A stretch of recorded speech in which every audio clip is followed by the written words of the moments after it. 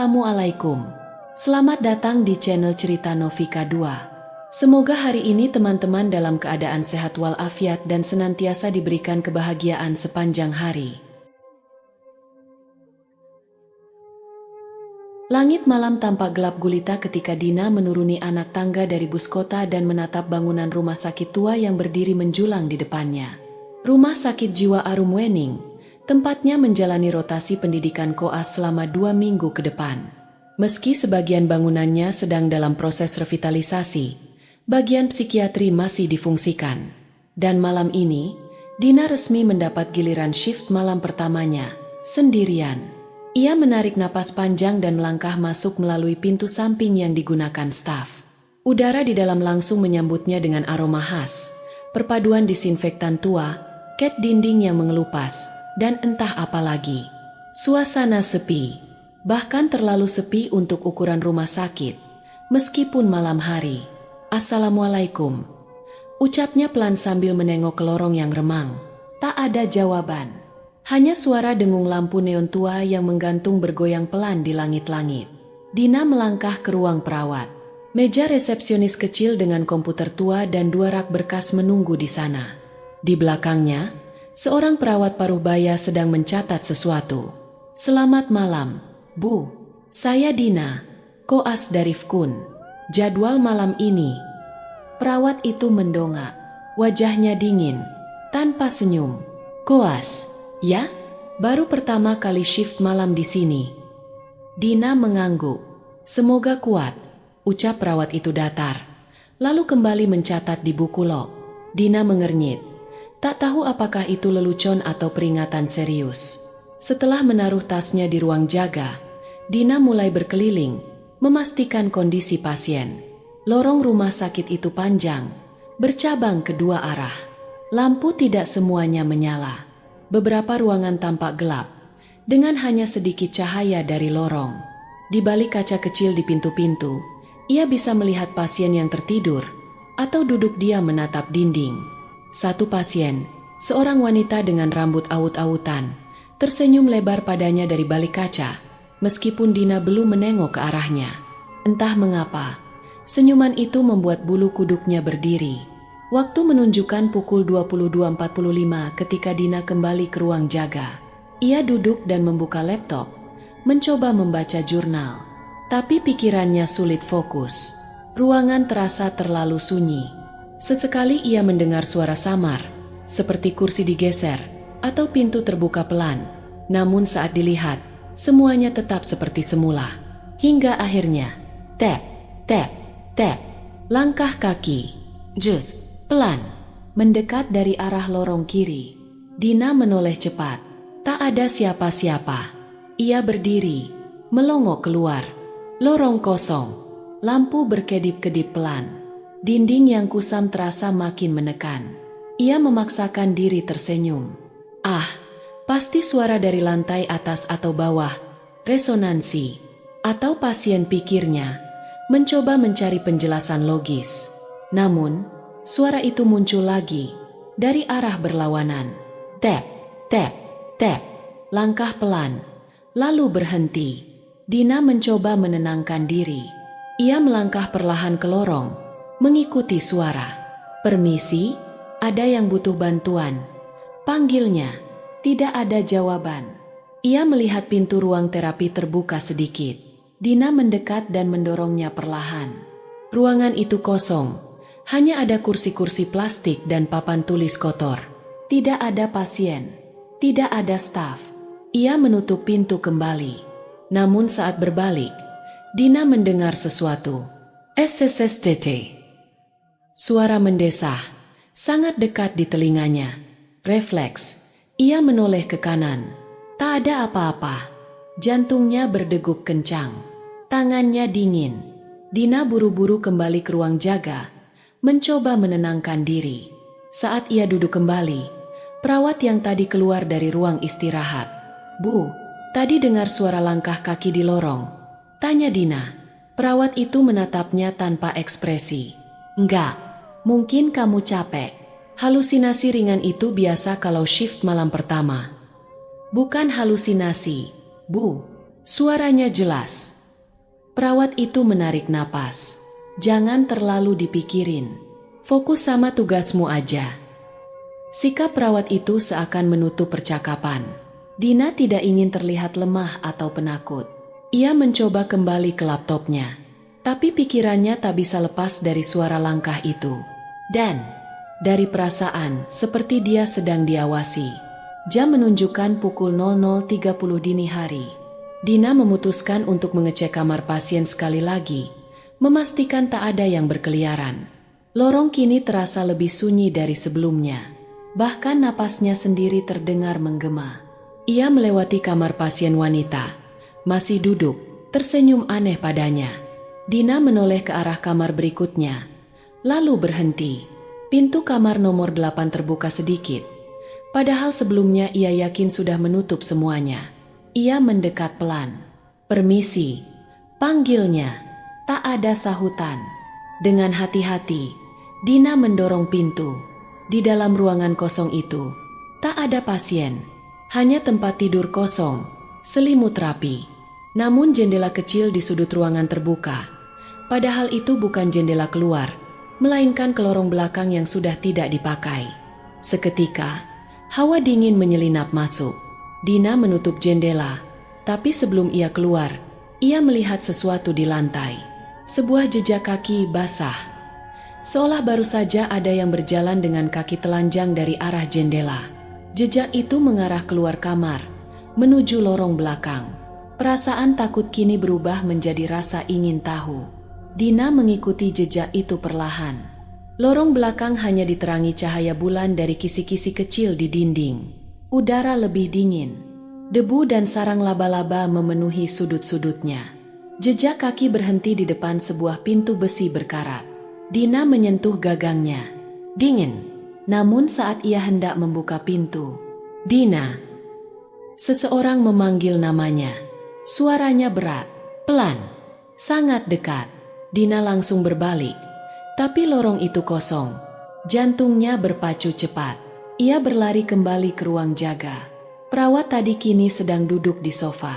"Bu, barusan saya dengar ada yang manggil saya di lorong belakang." Perawat itu hanya menatapnya sebentar, lalu berkata pelan, "Lorong belakang sudah dikunci sejak 2 tahun lalu. Nggak ada yang ke sana. Tapi tadi pintunya." "Sudah, jangan dipikirin. Kamu jaga ruang jaga saja." Dina tak bisa tidur malam itu. Bukan karena tugas, tapi karena rasa takut yang belum pernah ia rasakan sebelumnya. Saat ia membuka laptopnya untuk mencatat kejadian, ia terkejut. Di layar laptop, dalam folder Documents, ada satu file baru berjudul 0300 Doc. Ia tidak merasa pernah membuat file itu. Dengan tangan gemetar, ia mengklik file tersebut. Isinya hanya satu kalimat, ditulis dalam huruf besar semua. "Jangan sendirian jam 3 pagi." Langit masih gelap saat jam menunjukkan pukul 2.15 dini hari. Dina belum tidur sedikit pun sejak ia melihat file misterius berjudul 0300 Doc di laptopnya. Ia sudah mencoba menghapus file itu, tapi setiap kali dihapus, file tersebut kembali muncul. Identik, tak berubah. Dina duduk terpaku di depan layar sambil menggenggam cangkir kopi dingin.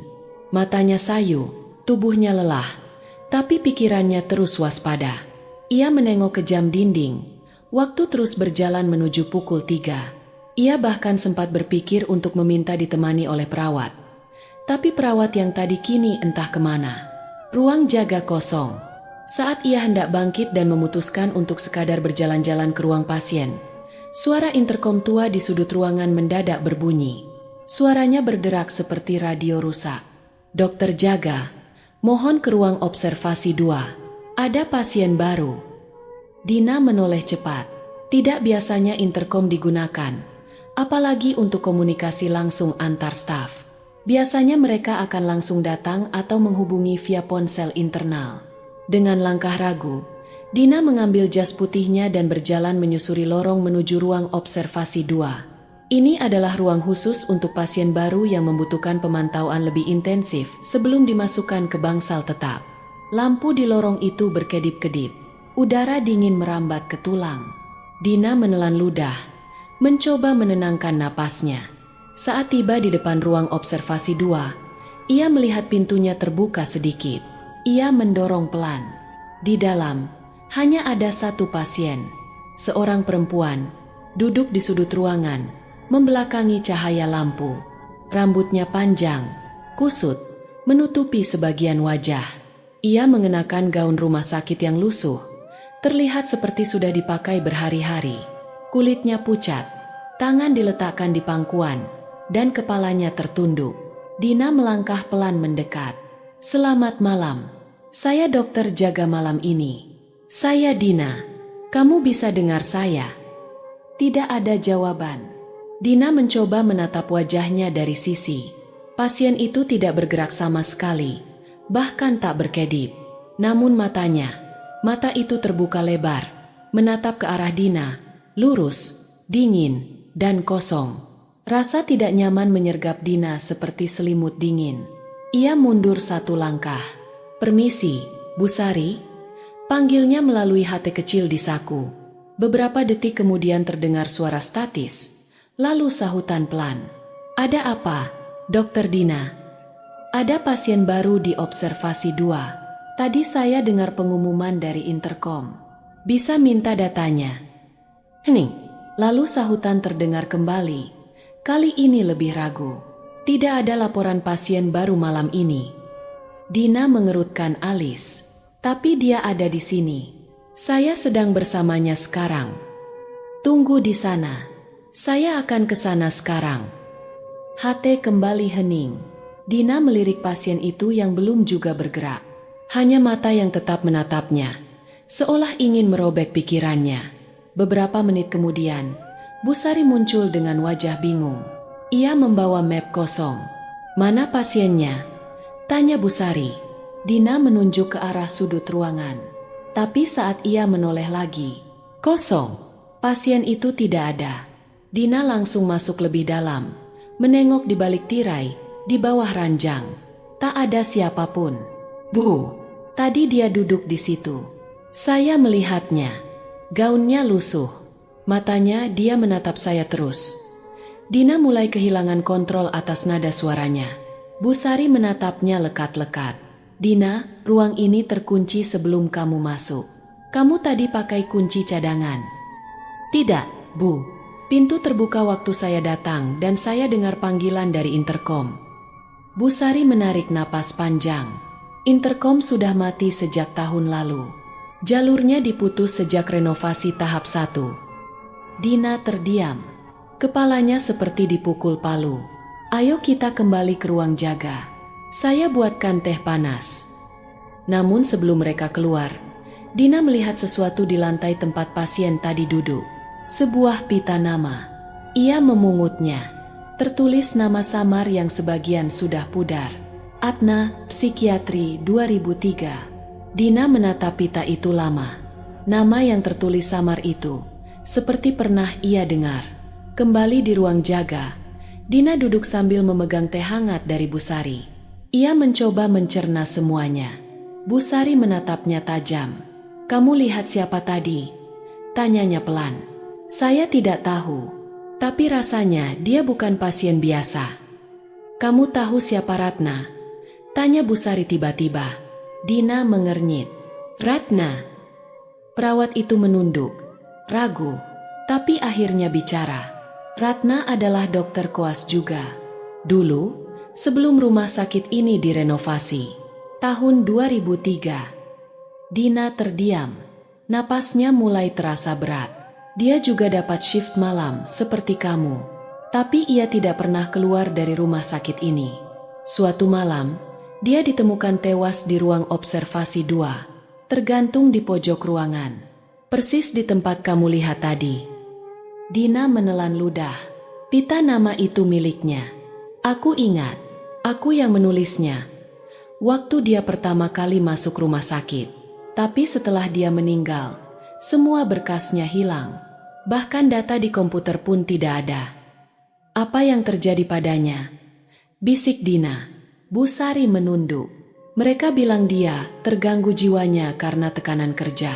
Tapi aku tahu, ada yang lebih dari itu.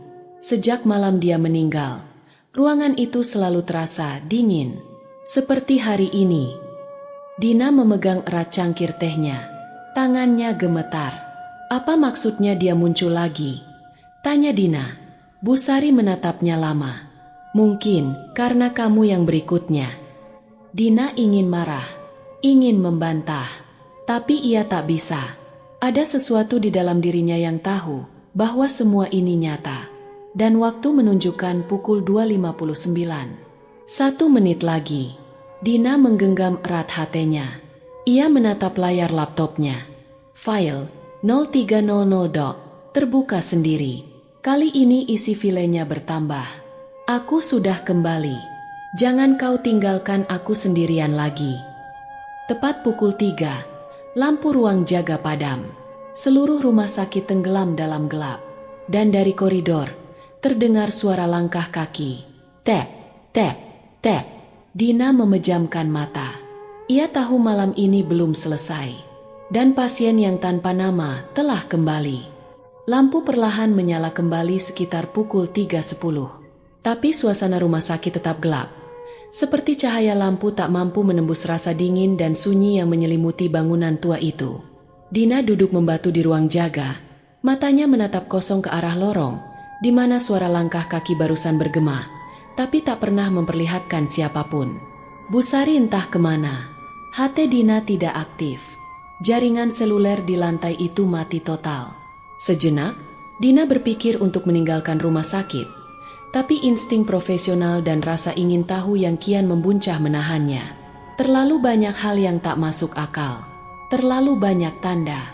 Dan semuanya bermula dari Ratna. Ia memutuskan untuk mencari jawaban.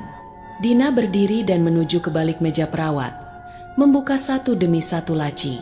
Isinya hanya alat tulis, formulir kosong, dan beberapa map laporan medis. Namun, di laci paling bawah, yang semula seperti macet, ia menemukan sesuatu. Sebuah buku catatan tebal berkulit hitam, lapuk, dan penuh debu. Tidak ada label, tidak ada tanggal. Namun saat ia membuka halaman pertama, tulisan tangan mulai terlihat.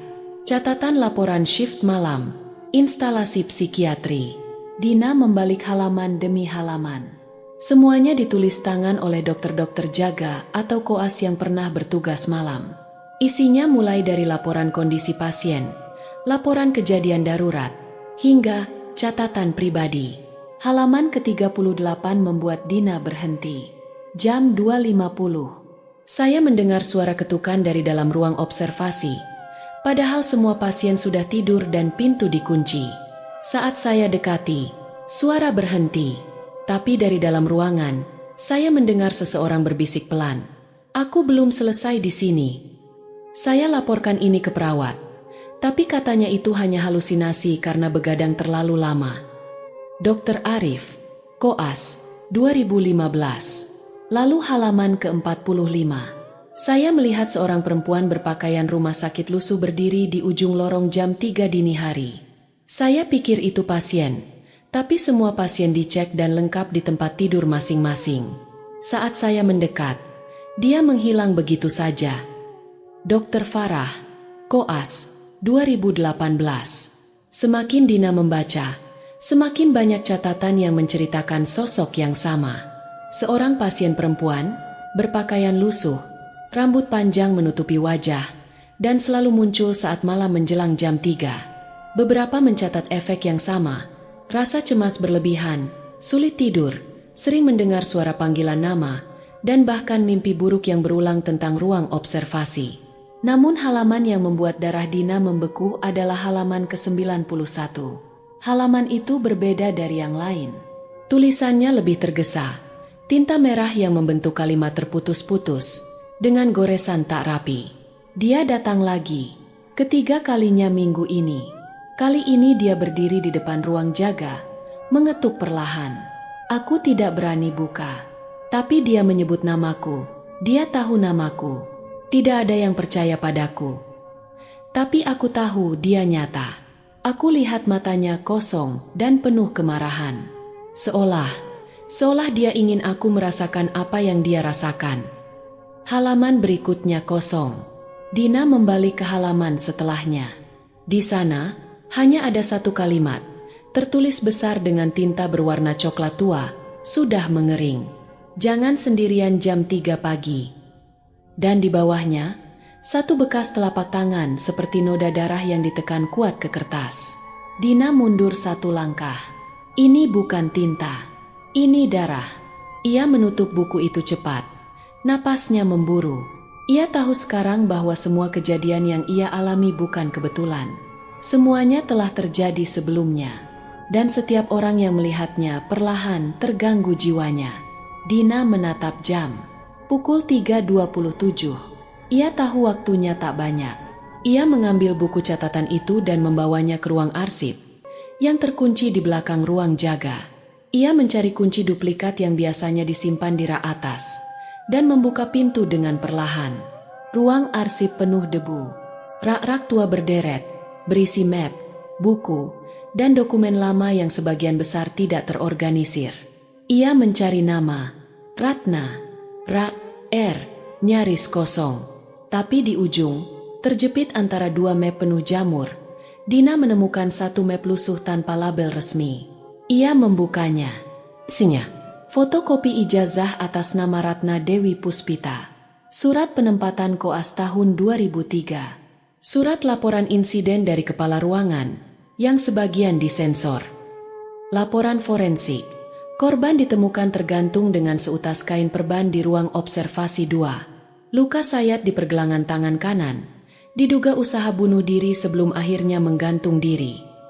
Catatan khusus.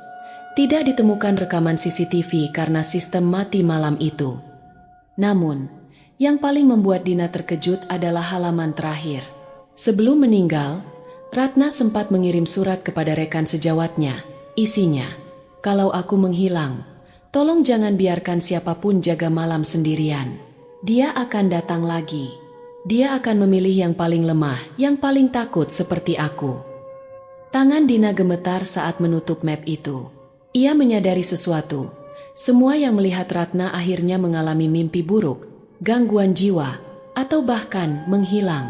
Ia kembali ke ruang jaga, membawa buku dan map itu. Namun saat ia masuk, ruang jaga kosong. Laptopnya terbuka, dan di layar, file 0300 doc, kini berisi halaman baru. Dia sudah ada di belakangmu. Dina berbalik cepat, tapi tidak ada siapa-siapa. Napasnya tersengal. Ia berlari ke kamar perawat. Berharap Bu Sari masih ada. Pintu terbuka sedikit. Ia dorong perlahan. Ruangan kosong. Namun di tempat tidur Bu Sari tergeletak sesuatu. Jas koas, ID card, dan pita nama bertuliskan Ratna Dewi. Jas itu penuh noda darah. Jam dinding tua berdentang 3 kali, menyuarakan denting pelan yang menggema menembus lorong-lorong sunyi rumah sakit jiwa Arumwening. Teng, teng. Teng. Dina berdiri terpaku di tengah ruang jaga, memeluk map berisi catatan dan dokumen Ratna yang baru saja ia temukan. Napasnya tertahan, telinganya tajam menunggu suara berikutnya. Tubuhnya masih dingin setelah menyaksikan jas koas bernoda darah dengan nama Ratna Dewi tergeletak di ranjang perawat yang sebelumnya dihuni Bu Sari. Dan tiba-tiba, tok, tok, tok, ketukan, pelan, 3 kali. Sumbernya jelas, pintu ruang jaga. Bulu kuduk Dina meremang. Suara itu tidak keras, tapi cukup untuk membuat jantungnya berdetak ganda. Tidak ada jadwal kunjungan.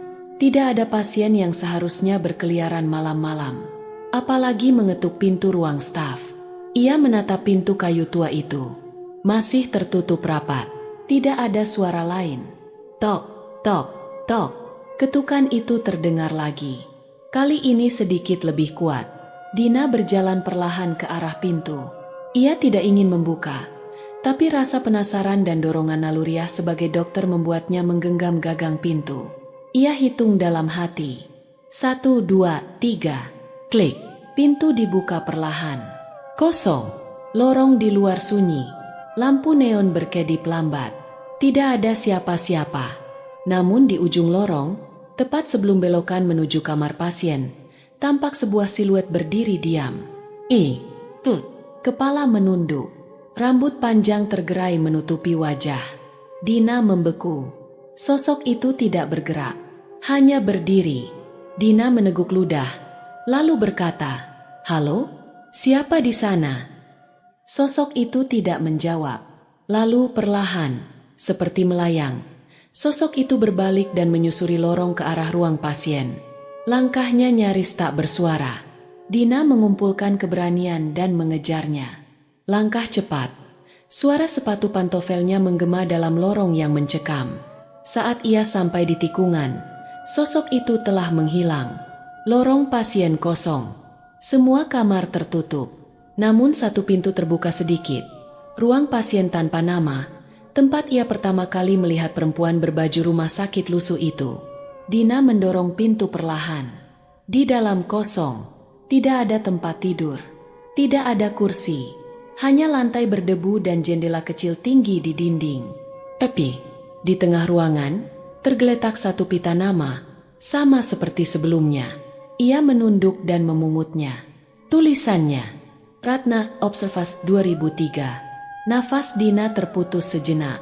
Ia menoleh ke arah dinding sebelah kanan, dan matanya membelalak. Tulisan besar tergores di dinding dengan sesuatu yang tampak seperti darah. "Kembalikan aku ke sini." Sekejap, seluruh lampu ruangan mati. Gelap total. Dina terpaku. Dalam hitungan detik, suhu ruangan menurun drastis. Lalu dari belakang, ia mendengar suara seperti seseorang menarik napas dalam. "Hahaha. Siapa di sana?" Suara Dina gemetar. Tidak ada jawaban. Namun suara itu kini terdengar lebih dekat. Nafas itu seperti milik seseorang yang berdiri tepat di belakangnya. Dengan perlahan, Dina menoleh dan melihat mata. Mata besar, kosong, penuh amarah, menatap langsung ke wajahnya dari kegelapan. Dina menjerit dan terjatuh ke belakang, menjatuhkan pita nama. Ia merangkak keluar ruangan dan menutup pintu sekuat tenaga. Jantungnya berdegup seperti genderang perang. Tiba-tiba hatinya menyala sendiri. Suara serak muncul. Dia belum selesai. "Dina, kamu lihat aku. Sekarang kamu milikku." Hati mati. Layar digital menunjukkan pukul 3.06. Dina berlari kembali ke ruang jaga. Ia ingin keluar dari lantai ini. Ia ingin keluar dari rumah sakit ini. Tapi lift rusak. Tangga darurat terkunci dari dalam. Semua jalan keluar tertutup. Ia kembali ke meja perawat dan membuka buku catatan lama itu lagi, berusaha mencari petunjuk. Di halaman terakhir, ia melihat tulisan baru, tulisan yang belum ada tadi. "Kembalikan dia ke tempat terakhirnya. Di sana, semuanya akan berakhir." Dina memejamkan mata. Tempat terakhir, ruang observasi 2. Tempat Ratna meninggal. Tempat ia pertama kali muncul. Tempat di mana semua ini mungkin bisa dikembalikan. Ia mengambil map Ratna dan buku catatan, lalu menuju ke sana. Lorong menuju observasi 2 kini lebih gelap dari sebelumnya. Hanya sedikit cahaya remang dari jendela kecil di atap. Pintu observasi 2 sudah terbuka. Dina masuk perlahan, meletakkan map dan buku catatan di lantai tengah ruangan. Ia berdiri diam, menatap ke arah pojok ruangan tempat Ratna dulu ditemukan tergantung. Lalu ia berkata pelan, "Aku mengembalikan ini padamu. Kamu bukan milikku. Kamu hanya ingin didengar, dilihat, dikenang." Hening. Namun udara di ruangan terasa bergerak. Seperti hembusan napas panjang. Cahaya dari jendela remang berubah warna.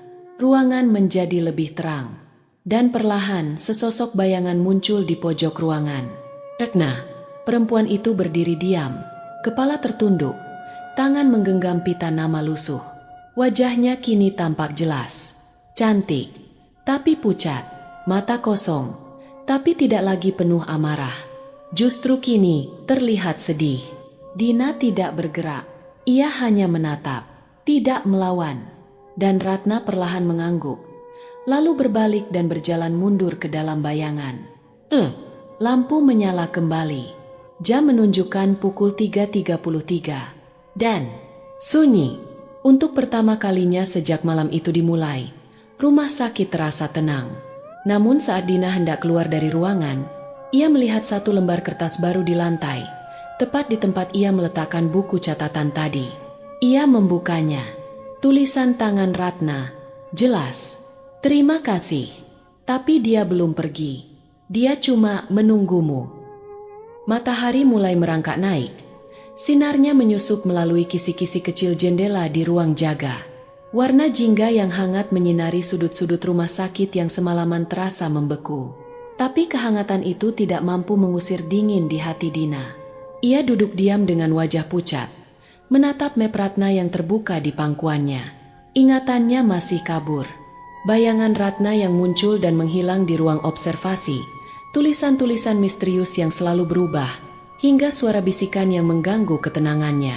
Dina merasa tidak lagi berada di batas kenyataan sepenuhnya. Tapi satu hal yang pasti, ini bukan halusinasi. Terlalu banyak bukti nyata. Terlalu banyak saksi bisu yang menyimpan cerita. Ia tahu satu-satunya orang yang mungkin bisa memberi jawaban adalah Bu Sari. Setelah matahari naik sepenuhnya dan rumah sakit mulai kembali beroperasi, Dina mendapati Bu Sari di ruang administrasi, sedang menyusun obat untuk distribusi harian. Perempuan parubaya itu terlihat lebih lelah dari biasanya. Wajahnya sayu, dan matanya cekung seperti tak tidur semalaman. Dina mendekat. "Bu, saya ingin bicara. Sekarang," katanya pelan tapi tegas. Bu Sari menoleh. Awalnya ia tampak enggan, tapi akhirnya mengangguk dan mengajak Dina ke ruang istirahat perawat yang lebih sepi. Setelah menutup pintu, Dina meletakkan map Ratna di atas meja, lalu menatap Bu Sari lurus-lurus. "Semua ini ada hubungannya dengan Ratna, kan? Saya tahu dia bukan hanya pasien biasa. Saya tahu dia dulunya juga koas. Seperti saya." Bu Sari menunduk. Tangannya meremas-remas kain bajunya sendiri. Sudah lama tidak ada yang menyebut nama itu. Dina tak menjawab. Menunggu. Akhirnya Bu Sari mulai bicara. "Ratna adalah anak pintar, cerdas, cantik, sangat berdedikasi. Dia masuk rotasi psikiatri tahun 2003. Waktu itu, RSJ Arumwening masih belum direnovasi. Banyak area yang sekarang sudah ditutup, dulu masih aktif digunakan. Dia koas teladan, sering jaga malam. Dan waktu itu, sistem pengawasan masih longgar. Koas sering dibiarkan sendiri, apalagi kalau dianggap kuat. Ratna termasuk yang seperti itu." Bu Sari menatap keluar jendela. Suaranya mulai bergetar. Tapi dia mengalami tekanan, bukan hanya karena tugas, tapi juga karena perlakuan dari dokter senior. Salah satu dari mereka mengeksploitasi Ratna, membuatnya harus melayani. Kalau ingin nilai bagus, semua orang tahu, tapi tutup mata. Dina mengepalkan tangannya. Dia mencoba melapor. Bu Sari mengangguk lemah ke kepala RS waktu itu.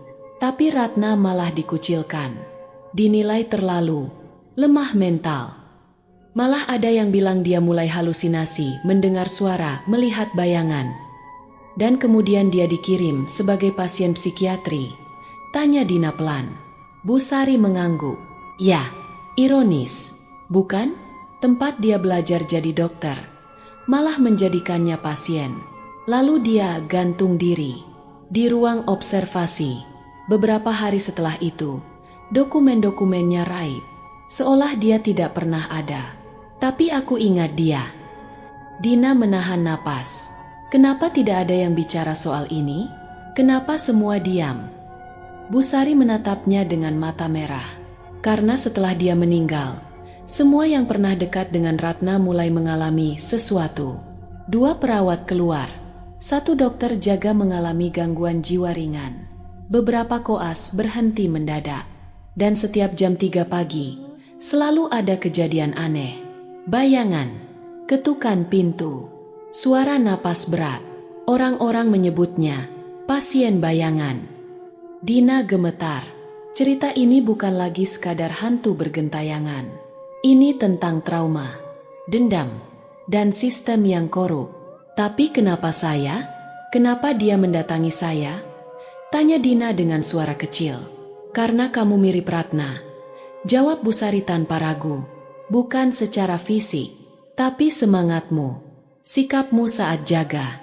Aku lihat caramu menghadapi pasien, kamu seperti dia. Dan Ratna, dia masih ada di sini. Tapi bukan hanya karena dia belum tenang. Busari berhenti, wajahnya menjadi gelap. Ada sesuatu, atau seseorang yang menahannya di rumah sakit ini. Dina merasakan ketakutan yang berbeda sekarang. Bukan hanya takut pada hantu, tapi pada apa yang disembunyikan rumah sakit ini selama puluhan tahun. Seolah untuk membenarkan ucapan Busari, Dina mulai melihat sesuatu dari balik kaca kecil jendela ruang istirahat. Sosok bayangan, berdiri diam, menatap ke arah mereka. Dina langsung bangkit dan membuka pintu. Tapi lorong kosong. Dia muncul lagi, bisik Dina. Malam berikutnya, Dina tetap memilih berjaga. Kali ini bukan karena tugas, tapi karena tekad. Ia ingin mengakhiri ini. Untuk dirinya, untuk Ratna. Tapi menjelang pukul 2 pagi, Dina mulai merasa aneh. Kepalanya berat, pandangannya kabur. Ia berusaha duduk di ruang jaga, namun tiba-tiba, dunia sekelilingnya berubah. Ruang jaga menghilang. Ia kini berada di ruang otopsi. Dingin, sunyi, bau formalin menyengat. Dina berdiri di tengah ruangan. Dan di hadapannya, meja otopsi. Di atasnya, sesosok tubuh terbujur kaku, ditutupi kain putih. Ia mendekat. Perlahan, ia menarik kain itu. Wajahnya sendiri, mata terbuka, mulut ternganga, dan darah mengalir dari pergelangan tangan. Dina menjerit, namun tidak ada suara keluar. Dan dari balik kaca, bayangan Ratna menatapnya. Kali ini, menangis. Dina terbangun dengan napas memburu. Tangannya berkeringat. Ia kembali di ruang jaga. Hatinya menyala. Suara Busari terdengar pelan. Dia mencoba memberitahumu. Kamu harus melihat tempat yang tidak ada di peta. Ruang yang dihapus dari denah. Ruang 13. Dina tertegun. Ruang 13? Di mana itu? Di belakang ruang penyimpanan. Lantai dasar. Sudah disegel. Tapi kamu bisa masuk lewat lorong gudang lama. Dan begitu suara itu menghilang, Dina tahu, ia harus pergi ke sana. Harus melihat sendiri semua yang disembunyikan rumah sakit ini. Masa lalu Ratna belum selesai. Dan bayangan di balik lorong belum pergi. Hujan turun rintik-rintik di luar gedung rumah sakit jiwa Arumwening. Langit malam itu kelam, tanpa bintang. Seolah semesta tahu bahwa malam ini bukan malam biasa. Dina berdiri di depan cermin kecil ruang jaga, mengenakan jas putihnya satu kali terakhir. Ia melihat bayangannya sendiri dengan tatapan kosong. Rambutnya diikat rapi, wajahnya pucat, tapi matanya penuh tekad. Ini adalah shift malam terakhirnya. Bukan hanya sebagai dokter koas, tapi sebagai saksi dari sesuatu yang telah bersembunyi terlalu lama di dalam lorong-lorong rumah sakit ini. Dina tahu malam ini bukan tentang pekerjaan. Ini tentang penebusan. Untuk Ratna. Dan mungkin untuk dirinya sendiri. Pukul 22, ia mulai menyiapkan semuanya. Sebuah kamera kecil dipasang di pojok atas ruang pasien kosong, ruangan tempat Ratna paling sering menampakkan diri. Dina menyambungkan kamera ke laptopnya agar bisa memantau secara langsung dari ruang jaga. Ia juga meletakkan satu buku catatan, pena, dan pita nama Ratna yang sempat ia temukan di lantai kamar pasien. Semuanya ia tata rapi di atas meja kecil di tengah ruangan. Ia menyalakan kamera, mengatur fokus, lalu berbalik ke arah kamera dan berkata pelan, "Ini untukmu, Ratna. Jika kamu ingin dilihat, didengar, malam ini aku ada di sini. Aku tidak akan lari." Waktu merangkak lambat, dingin menyusup dari balik dinding. Suara hujan seperti detik jam yang tak henti. Pukul 2.30. Di layar laptop, kamera masih menampilkan ruangan kosong. Dina duduk tenang, mencatat beberapa hal di buku kerjanya. Tapi di sela-sela halaman, ada secari kertas yang sebelumnya tidak ia sadari. Tulisannya, tangan Ratna. Dia tidak ingin aku pergi, tapi kamu bisa melihatnya. Karena kamu seperti aku. Jangan takut, tapi jangan sendirian. Pukul 2.55. Gemetar mulai merambat di tangannya. Ia menatap layar kamera. Masih kosong. Tapi tiba-tiba, lampu di ruang pasien padam. Layar kamera hanya menampilkan gambar hitam putih samar. Tapi dalam gelap itu, perlahan muncul sosok perempuan berdiri membelakangi kamera. Rambut panjang tergerai, gaun rumah sakit lusuh. Tubuhnya gemetar seperti ditahan emosi. Sosok itu tidak bergerak, namun perlahan berbalik. Wajah Ratna, mata kosong, dan menatap langsung ke lensa kamera. Dina menahan napas. Ratna melangkah mendekat ke arah kamera, pelan tapi pasti, hingga wajahnya memenuhi layar.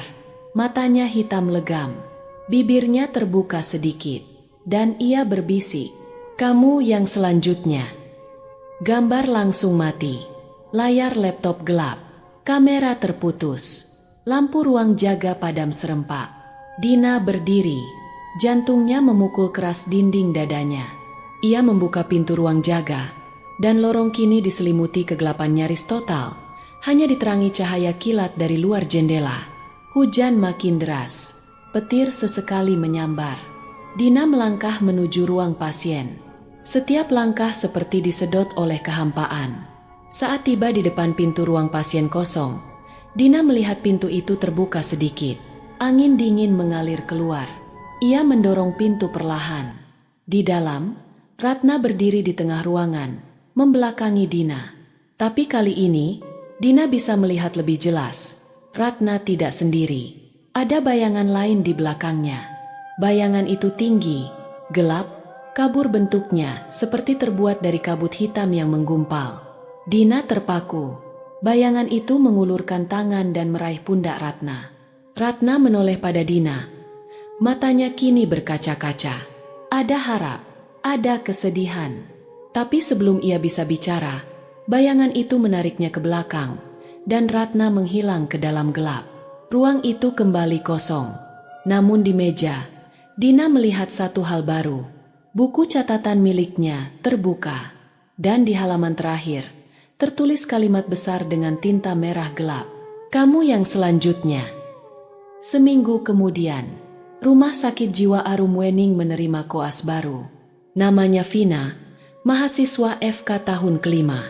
Ia masuk dengan semangat, meskipun sempat heran karena briefing awal tidak menyebut nama pendahulunya. Ketika ia bertanya tentang Dina, para staf hanya saling pandang dan menjawab singkat. Dia sudah pindah rotasi. Namun, di ruang jaga lantai psikiatri, Vina menemukan sesuatu. Sebuah buku catatan berisi tulisan tangan.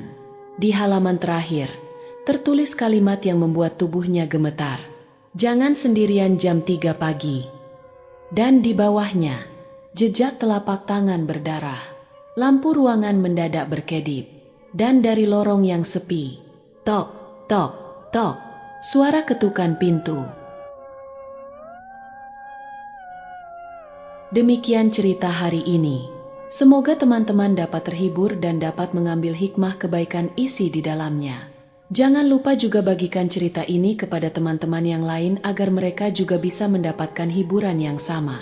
Mohon maaf apabila ada kesalahan kata dan ucapan kami dalam membacakan cerita ini. Terima kasih dan wassalamualaikum.